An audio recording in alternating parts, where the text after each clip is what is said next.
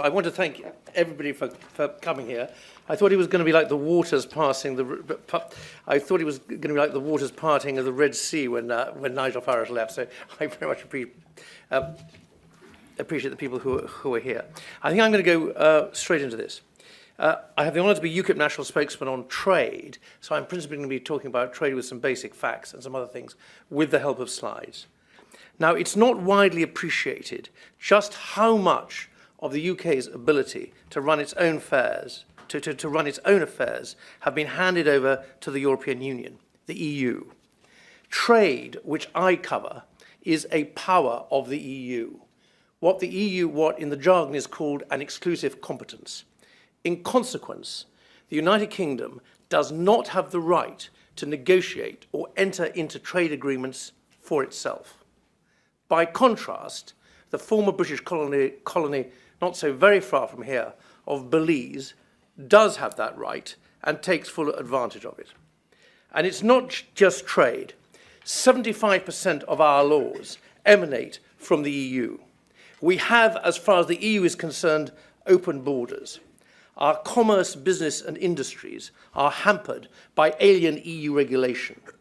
Our English common law is made inferior to the rulings of foreign courts.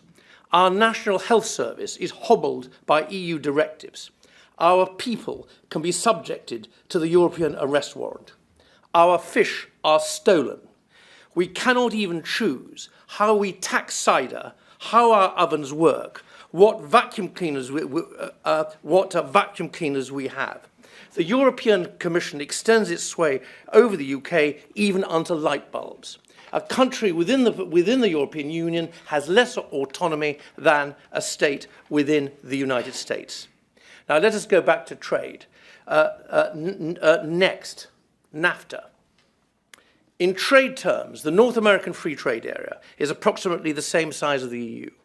And you can see that just over 70% of the exports of Mexico went to the two other countries in NAFTA. With Canada, the equivalent figure is almost 80%. By comparison, between the UK and the other EU countries, the proportion of UK trade is less than half, less than 45%, and that figure is falling. Nevertheless, we are constantly told that because maybe 45% of our exports go to the EU, that is in itself sufficient reason for the UK to be in the EU political union. Now, again to the European Union and trade. The essential background is that the UK has been a leader in international trade for centuries, long before the European Union was even thought of. Next. Now this slide shows the value of trade between 20 countries outside the EU and the EU member states in 2013. And you will note the sheer value of this, 2,593 billion euros. Now, figures are inherently comparative, and to put it in another way, in 2013, the value of this trade was worth more than the entire economy of France. For that matter, it was worth more than our economy in the UK, and it was even worth more than Tony Blair and Cherry Blair got paid last year. It is also important to note that all three of the top 3 trading countries with the EU, 6 of the top 10, 11 of the top 20 do not have trade agreements with the European Union. These countries trade and trade successfully with the European Union within the framework and under the rules of the World Trade Organization. That is one option for the UK after exit, and one that is always available. The EU cannot block it. Even the federalist diehards and fanatics in the EU Commission and the EU Parliament cannot block it. Next slide, please. Many will assume, because it seems logical, that a member state of the EU will inevitably export more per head of population to other member states than a country which is not a member state. It seems logical. Let's take a look at Switzerland, which, to be clear, is not a member of the EU. As the slide shows, Switzerland has consistently exported to the EU a multiple per head of what we manage in the UK, and the average is over 4.5 times.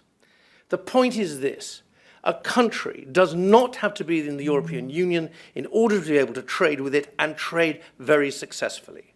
The UK would absolutely not be leaving EU markets on exiting the EU. It is crystal clear, and the facts demonstrate it. The trade would continue.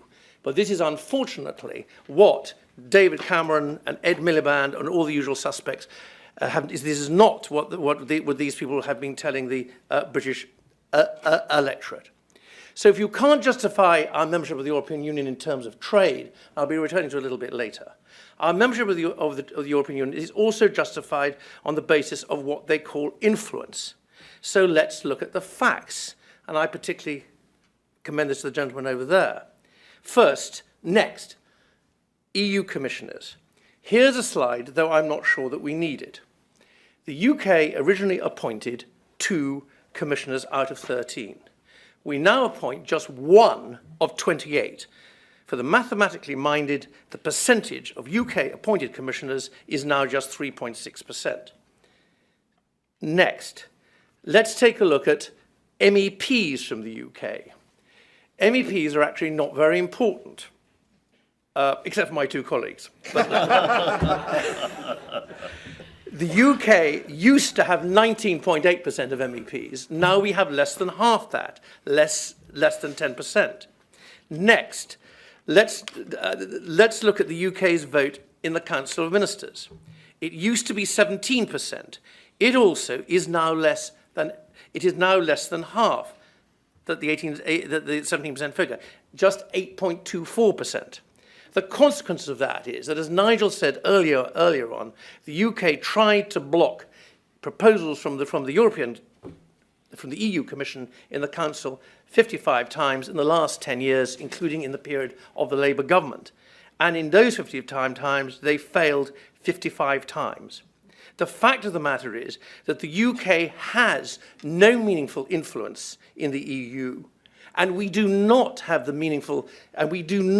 influence in the EU to be an effective ally for the United States. State Department, please note. Now back to trade. When we exit the EU, we regain our ability to negotiate our own trade agreements for ourselves. Next. To go back to Switzerland, a country with an economy 1/4 the size of the UK's, Switzerland can negotiate its own trade agreements now, and this slide shows how Switzerland has done. We can see that the EU has trade agreements which Switzerland does not have with Algeria, Andorra, and San Marino. By comparison, Switzerland has trade agreements which the EU does not have with Canada, China, and Japan. And it's not just Switzerland. Chile, New Zealand, Iceland, as Nigel Farage said, unlike the UK, can negotiate their own trade agreements. And Chile, New Zealand, Iceland all have trade agreements with China. Even Belize has an investment agreement with China. The EU does not have any such agreement or agreements and will not anytime soon. Now, next, the arguments about trade tends to be put in terms of being an EU member or not an EU member. The fact of the matter is that the EU has got multiple trade arrangements with multiple countries of different kinds. Now, I'm actually going to have to read this in front of me. There's, first of all, in ascending order of integration, I'm going to go through this at lightning speed. There's the WTO USA option, no trade agreement at all, which is the current situation and has been for the last 40 years. There are 58 trade agreements, including with, for example, Mexico and South Korea, with 12 further ones in negotiation.